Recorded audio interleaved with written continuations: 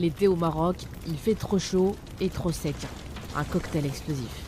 L'année dernière, 500 incendies ont touché plus de 22 700 hectares de forêt.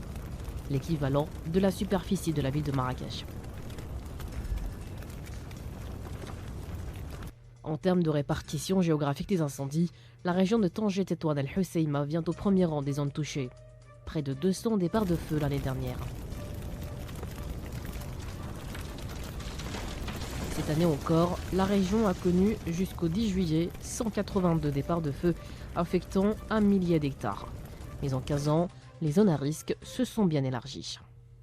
Durant les 15 dernières années, et ensuite le phénomène maintenant avec les fines détails, si vous voulez, avec les données dont on dispose, c'est qu'il y a eu un élargissement des zones à risque. 70%, 75% de la problématique des feux de forêt se situe au niveau du nord.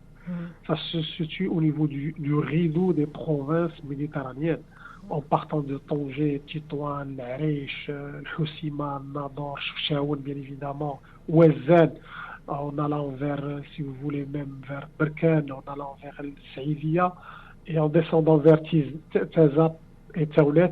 Dans ce rideau-là du nord, vous avez presque 70% à 75% de la problématique des feux de forêt à l'échelle nationale. Il suffit de très peu pour déclencher un feu de forêt. Un mégot de cigarette mal éteint, un orage avec de la foudre, ou même un train qui fait des étincelles en roulant sur les rails. S'il fait chaud et qu'il y a du vent, l'incendie peut très vite devenir dangereux. Prévoir un départ de feu, c'est impossible. Mais évaluer le danger et anticiper le risque d'incendie pour l'éviter est désormais possible grâce aux outils de prédiction. L'Agence nationale des eaux et forêts dispose d'un supercalculateur et cette année, un nouveau système de gestion des risques utilisant l'intelligence artificielle et les big data s'ajoute à l'arsenal. Un système qui offre une plateforme de prédiction quotidienne des feux de forêt pour la région pilote de Tanger-Tétouan el-Hoceima, la première en son genre dans tout le bassin méditerranéen. Le système produit une carte avec des scores de risque à 4 niveaux, avec une résolution spatiale très très fine, accompagnée, bien évidemment, c'est ça la particularité du système marocain, avec une explicabilité de chaque point de prédiction. Tout ceci est mis à la disposition des équipes de lutte en prépositionnant, en alertant les équipes de lutte opérationnelles sur le terrain à presque 2 jours à l'avance pour conduire les opérations de prépositionnement des équipes et des moyens d'intervention, aussi bien terrestres qu'aériens, au niveau des sites névralgiques.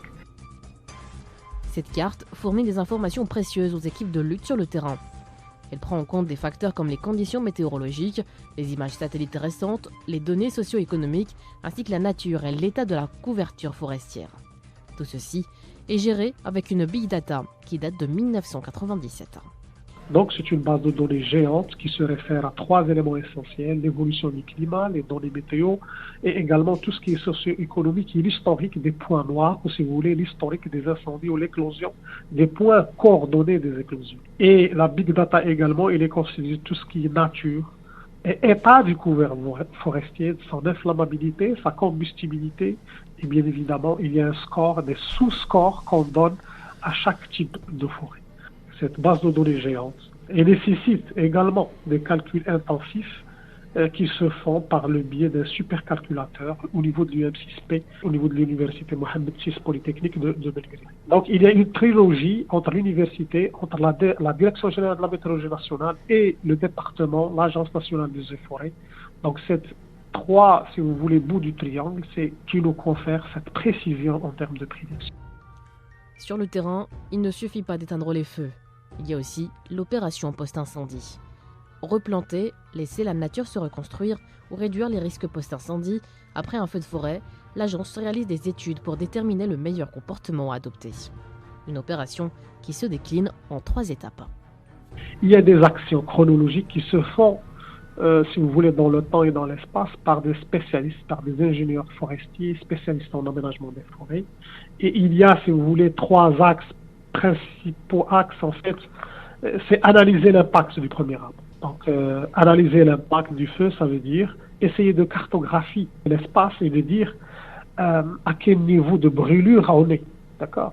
Il y a 3 niveaux de sévérité de l'impact. Ça s'effectue de pair avec des prospections de terrain et également par le biais d'images satellites où on intègre, si vous voulez, les indices de végétation couplés à ce qu'on appelle les NBR, l'indice de sévérité, etc. Et bien évidemment, comme deuxième axe, c'est tout simplement engager les opérations de réhabilitation en se basant sur les données réalité de terrain avec la maîtrise notamment de tout ce qui est érosion, par l'installation des ouvrages adéquats, tout ce qui est seuil filtrant, tout ce qui est fascine pour la préparation des espaces pour à régénérer, par les coupes d'arbres brûlés, les recépages et les élagages. Ça, c'est des considérations trop techniques. Et bien évidemment, ça vient juste après tout ce qui est plantation proprement dite, vous dites, les opérations de réhabilitation, de régénération, ça dépend. Il y a des espaces où on clôture tout simplement et on laisse la nature faire. Ça, c'est généralement dans les stations qui sont, si vous voulez, très favorables, où on a plus de 900 mm de pluie par an. Ces méga-feux qui nous fascinent et nous terrifient un peu partout dans le monde sont à la fois un moyen d'éveiller nos consciences sur les impacts du changement climatique et d'amorcer un vrai changement culturel, car les choses ne changeront pas de sitôt. Je dirais qu'une chose est essentielle, d'accord. En fait, la problématique des feux de forêt, il est très lié à la problématique du réchauffement climatique, à l'impact des changements climatiques, au sens large du terme. Donc, il est attendu, si vous voulez, c'est ça en termes de prévision, il est attendu dans les 15 à 25 à 30 années prochaines, parce que la problématique des feux de forêt, c'est ça, c'est les modèles de calcul de prévision, c'est que la problématique des feux de forêt, aussi bien en termes d'occurrence, en termes d'éclosion, qu'en termes de sévérité, vont augmenter de 30 à 50%. On dit aussi que les feux de forêt ont des avantages écologiques. De nombreuses plantes nécessitent des brûlures régulières pour répandre les graines et survivre. Les incendies peuvent également tuer les maladies et les insectes qui peuvent affecter les moyens de subsistance des plantes. Mais peut-on considérer pour autant que c'est un mal pour un bien ? Oui, ça dépend des contextes, bien évidemment. En fait, on peut dire que il y a pour les pays du Nord peut-être, où il y a une dynamique. Et le facteur n'est pas limitatif, en fait, tout ce qui est pluie, tout ce qui est enneigement, tout ce qui est équilibre des écosystèmes, mais peut-être pour les pays où le facteur de régénération, le facteur également de reconstitution des espaces forestiers, il y a des difficultés de régénération. Je crois que pour nous, les feux de forêt font beaucoup de mal, beaucoup plus qu'ils ne le sont, si vous voulez, bénéfiques pour les écosystèmes. Ils ne représentent que 3% des incendies, mais sont responsables de plus de 50% des surfaces brûlées de la planète.